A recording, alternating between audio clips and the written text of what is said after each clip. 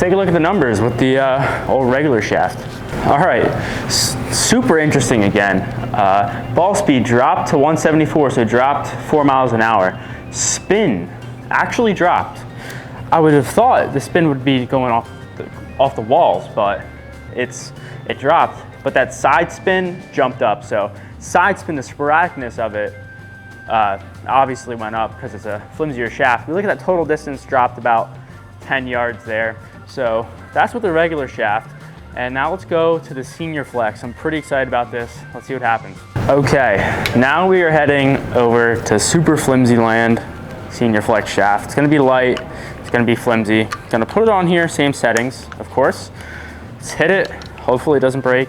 It won't, but let's try it out.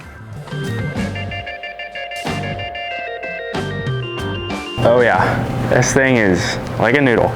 All right, senior flex.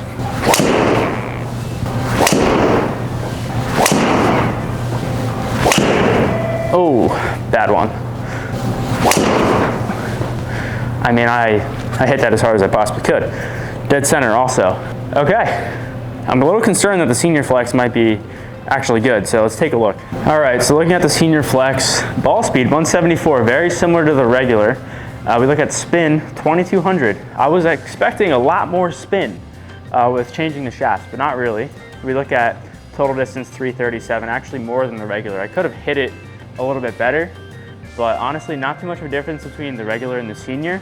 But let's take a look at all the different ones next to each other. All right, looking at a grand comparison of everything, here's the average ball speeds for all of them. Obviously I maximized the ball speed with the shaft that's right for me, 180, and then we look at total yards, 345 with the extra stiff, and honestly not too much of a difference in total yards. If we look at the spin, 2300 with my actual driver that I'm fit for. So I think it's actually pretty fair to say that getting fit for a driver, having the shaft that's right for you is gonna be able to maximize all these numbers. As you can tell, they're not very far off, but those couple yards out in the course can make a big difference. So I think it's confirmed that the shaft from your driver does actually matter. Again, if you're new to the channel and you like the videos, make sure to subscribe, and I'll see you guys in the next one.